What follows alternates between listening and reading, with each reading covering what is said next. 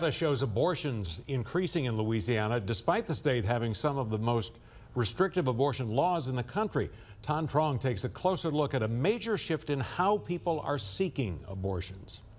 3 years after the U.S. Supreme Court overturned Roe v. Wade and removed the constitutional right to abortion, researchers with the Society of Family Planning say there's a trend they find surprising. Overall, we're finding that the monthly number of abortions since the Dobbs decision has actually increased, and we're seeing that in Louisiana as well. Dr. Ushma Apadiai analyzed the number of abortions performed throughout the country from 2022 to 2024. As shown in the so-called We Count report, there was a dip in the first few months following the court's decision. But since then, the report found more abortions are being performed. Here's the report's findings in Louisiana.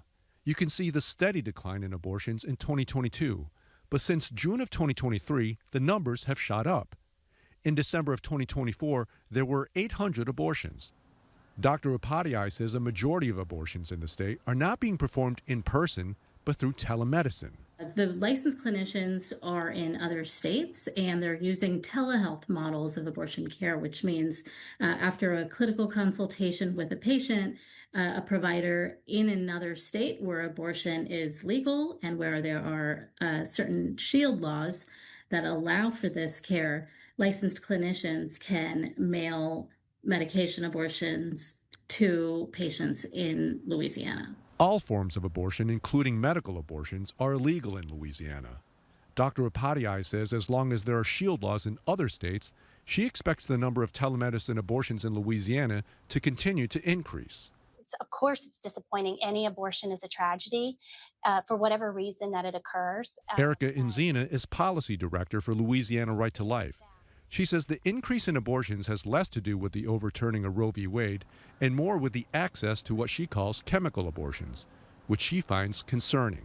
Especially when we know that the people who are obtaining abortion pills online are not getting medical care.